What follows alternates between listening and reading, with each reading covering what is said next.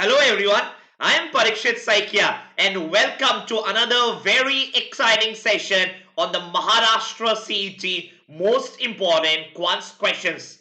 The CET is just a few weeks away now. The notifications will be out anytime and then you won't have much time to prepare. So I sincerely believe that you are utilizing your time to make sure that you are giving your best. Remember, top 10 colleges in the country like the JBIMS accept the CET score. So you definitely can get admission into one of the top B schools even if you have not done well in the CAT, provided you do really well in the CET. Here in Unacademy, we have come out with a set of most important hand-picked questions. Questions which have repeated multiple times in past papers and which are must, I repeat, must solve before your exam. But as always, the first thing I'm going to tell you, give me 5 seconds to ensure that I'm streaming live before we get started with today's session. Okay, I think we are streaming live and we are good to start. On your screen are Unacademy learners who have cracked the CAT with flying colors. Let's get started. Also, a lot of new batches are starting on Unacademy. The 16th of February, a weekend batch started. 18th of Feb, which was yesterday, an absolute weekday morning batch has started for CAT 2021. Good morning, people who are viewing me live. Good morning. So this is a batch which I am taking, and I am taking LRDI in this batch, and I am starting LRDI from the 1st of March. 1st of March, LRDI starts morning 7:45 to 8:45 a.m. And also the 19th of Feb, a final revision batch for the CET. There is also an ongoing batch for the CET where I am taking logical and abstract reasoning. If you want to subscribe to any of these batches, please use this code Parikshit Saikia. If you use this code, you get 10% off on the subscription fee and you also get access to every educator on Unacademy. Remember the last few days to avail a 10% discount. There is also a weekly scholarship test on Unacademy, and this you can register it for free using the code Parikshit Saikia. Remember, the free classes will only work if you register as a first time user. When I say first time user, I mean with a mobile number which has not been registered on Unacademy before. In that case, you can also view a lot of classes absolutely free. You got to use this code Parikshit Saikia while registering as a first time user. Let's get started.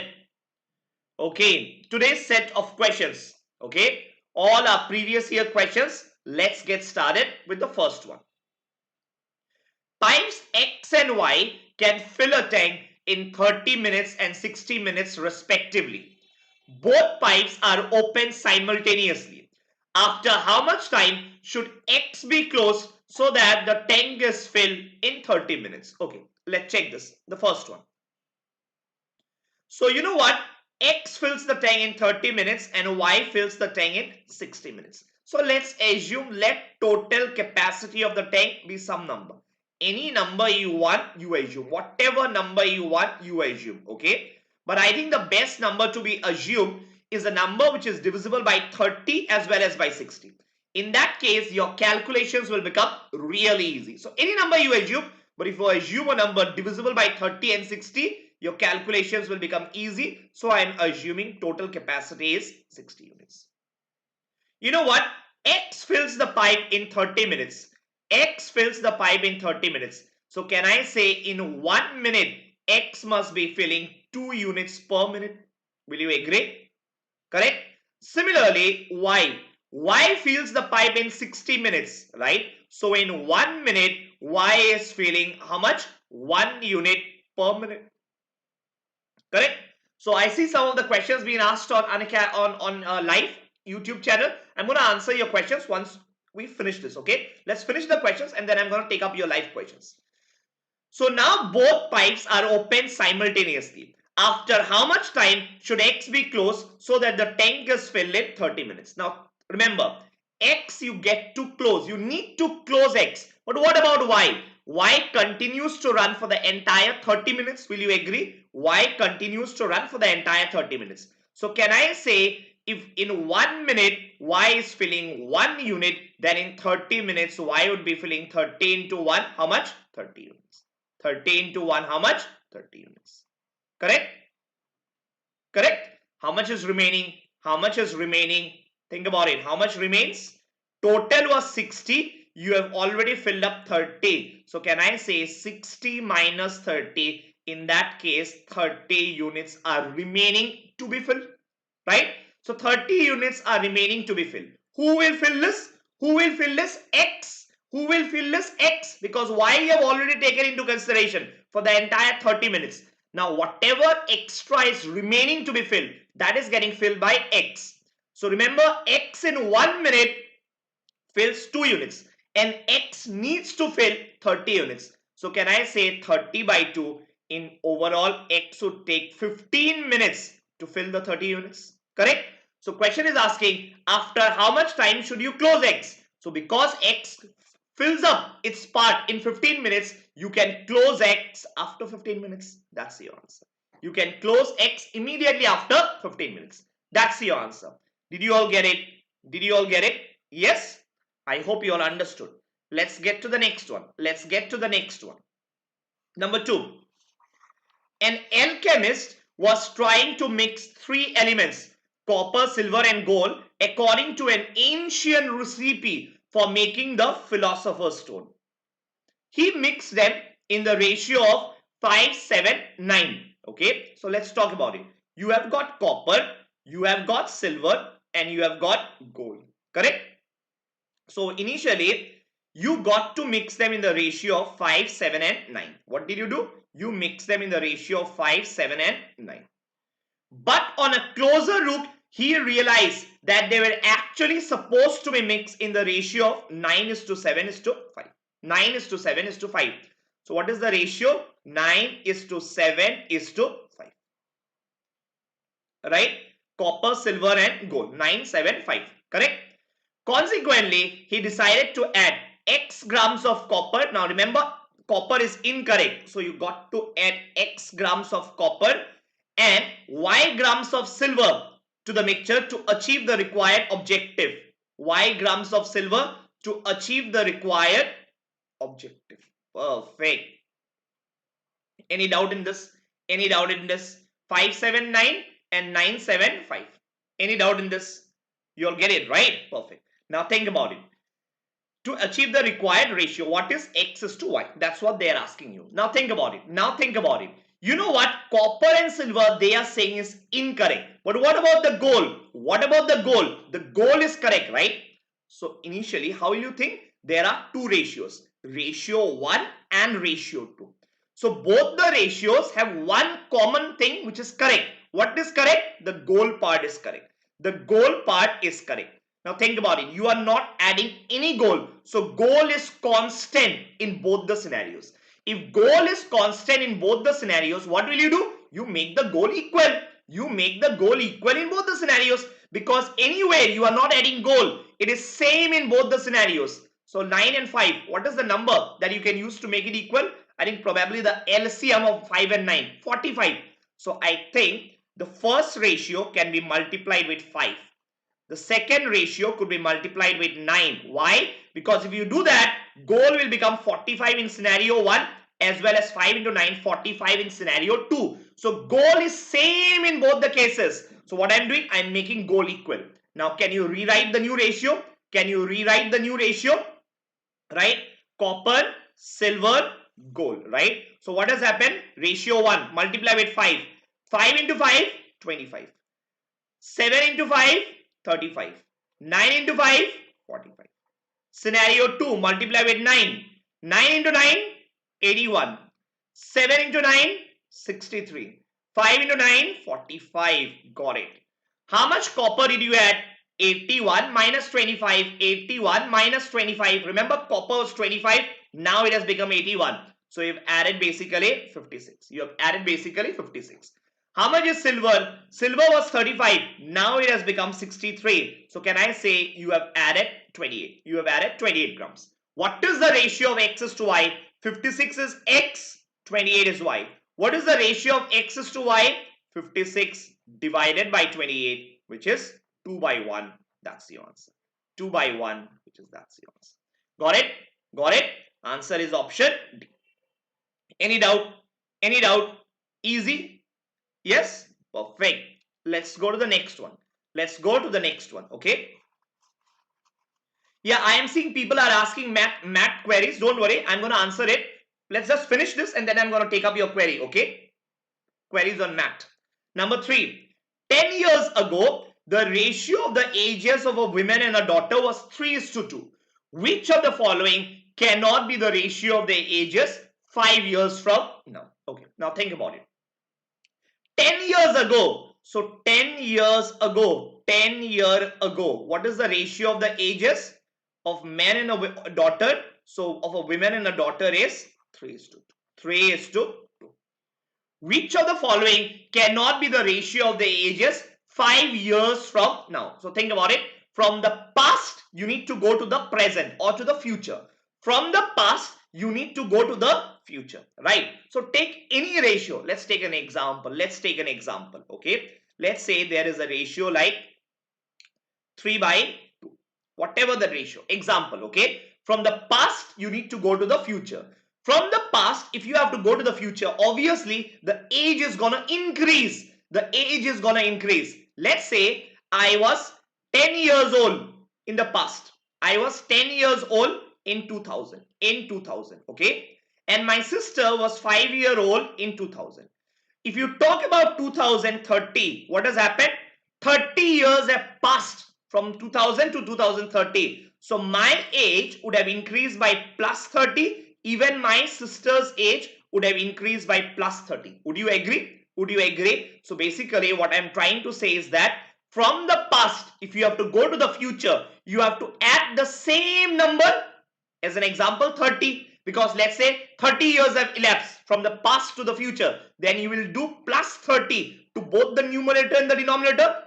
Yes. Let's say the difference in the past to the future is 20 years. Then you will do plus 20 to both the numerator and the denominator. Do you get it? So let's take an example. Let's say the numbers are, let's say 3:2. As an example. Let's try to add something. Let's try to add something. Okay. If you add plus 1 to both the numerator and the denominator, it becomes 4 by 3. Think about it. Original ratio 2 by 3 by 2 is 150%. Correct? Now if you add plus 1 to the original number, it becomes 4 by 3. It becomes 133.33%. Correct? To the original ratio, if you add plus 2, if you do plus 2, okay, what happens? It will become 5 by 4. How much it is becoming? 125%. Yes? Again, to the original ratio, very interesting. If you add, let's say plus 3, if you do plus 3, how much will it become? 3 plus 3, 6, 2 plus 3, 5. It is becoming 110%. If you are observing the numbers closely, it was initially 150, then 133, then 125, then 110. It's coming down. The answer is decreasing. It means if you have a ratio, okay, in which the numerator is greater than the denominator. Can you see this? 3 is greater than 2. So if the numerator is greater than the denominator and you add some number to both the numerator and the denominator, your answer is going to decrease compared to the original ratio. So if the original ratio is 150, you add 1 to both the numerator and the denominator, is becoming 133. You add 2 to both the numerator and the denominator, it is becoming 125. So the answer is only going to decrease. Right? You got the logic. Remember, the question is giving you 3 by 2. So 3 by 2 means 150% is what the question tells you. Right? Now they are saying which of the following cannot be the ratio 5 years, meaning in the future. So what will happen? Definitely in the future, the ratio has to decrease. The ratio has to decrease. Yes? Anytime the ratio is increasing, that cannot be your answer. So let's check this. 6 by 5 is 110%. That is possible because original ratio is 150. It can definitely become lower, possible. 7 by 3 is greater than 200%. Is this possible? Greater than 200%. Think about it. 7 by 3 is greater than 200%. But you know what? Your answer only has to decrease. Only has to decrease. So 200% definitely is not possible. That is gonna be your answer. That's gonna be your answer. Are you getting it? Are you getting it? 200% definitely is not possible. So that's your answer. 8 by 7 is something like 110%. That's very much possible. 11 by 9 is again around 110%, 180%, right? 180%. Sorry, but 11 by 9 is how much? Is also less than 150%. Also less than 150%. So every number is less than 150. Only number greater than 150 is 7 by 3, which is never possible, right? That's the answer. Very, very important concept which is tested in the CET. So remember this. Remember this. Let's go to the next one. Let's go to the next one. Number 4. Number 4. Okay. Number 4. A sum of money in 3 years becomes rupees 1344 and in 7 years it becomes 1536. What is the principle where simple rate of interest is to be charged? They are asking you the principle. Now think about it. In 3 years, money is becoming 1344. So money in 3 years means what? Can I say it is basically principal plus interest? Plus interest. Will you agree? What is happening? Money in becoming 3 years. In 3 years. So can I say originally you deposited some money and every year you got some interest, right? So how many years did you get interest? 3 years. So can I say 1 year if the interest is I, in 3 years it is 3i. Yes. Similarly, how much it is becoming? 1344. Remember what is the formula that I am using? Amount is equal to principal plus interest, right? Simple interest means the interest is same year after year. So I am calling it I. So if 1 year it is I, in 3 years it is becoming 3i. Similarly, 7 years. So in 7 years, principal plus interest will be 7i, where I is the interest per year. So 7 years it is becoming 7i. How much it is becoming? 1536. Correct? Find out P and I. Find out P and I from here. Find out P and I from here. So what is I? Subtract both the equations. Subtract both the equations. 2 minus 1. So 4i is how much? 1536 minus 1344. 1536 minus 1344. How much you are getting? 192. 192. So how much is I? I is 192 divided by 4. 4 is a 16, 32, 48. I is 48. Yes? Moment you get this, what will you do? You'll substitute it back in the equation. You'll substitute it back in any of the equations you want. Okay? You'll get the value of P. You'll get the value of P. So P plus 3 into 48 is equal to 1344. Is equal to 1344. Correct? So 1344 minus 3 into 48, right? So 3 into 48 is how much? So 1344 minus 24, 144, right? So how much is coming? 0, 0, 1200. 1200, right? So principal is 1200. That's your answer. That's your answer. Did you get it? Easy one. Did you get it? Easy one. Remember the CET, every question has to be solved in less than a minute. And I think these are the kind of questions that you got to practice these last few days. Yes? Okay, I think that's it for today. Someone was asking about a query about math. There are two queries people are asking on math. So math ka teachers kaun hai?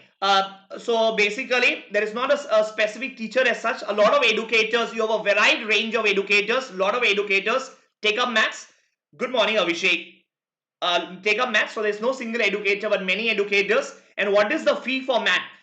So Akhtar, the fee for math is it's not a math fee. Basically it's a subscription, right? So if you take a 1 month subscription, you think how many months of math preparation do you need? So if you go for a 1 month subscription, it's like a subscription, or you get a 3 month subscription. Okay, so if you go for, let's say, a 3 month subscription, you get CAT, you get math, you get Maharashtra CET, you get CMAT. It's everything inclusive. You don't get only for math. So one subscription will give you access to all exams, including math, CAT, everything, right? So you can go for a 3 month subscription, and whatever the fee is quoted, on that fee, you can use this code Parikshit Saikia referral code. They will ask you for a discount code or a promo code if you have. If you apply this promo code, whatever fee is there on the Unacademy side, you will get 10% discount. 10% discount if you use this referral code. If you use this referral code. So again, as I repeat, it's not a max subscription. It's one subscription and every exam you will get access to. Every exam, right? Got it? I hope I answered your query. Okay, I think that's it for today. We will take up question number 5 tomorrow. We'll continue from question number 5 onwards. Okay, we'll take up question number 5 onwards in tomorrow's 9:30 a.m. session. Now remember, please practice this. Please practice it once the video is over. Pause the video and just make sure that you practice it once so that you get confident about solving it yourself. And most importantly, in less than 60 seconds.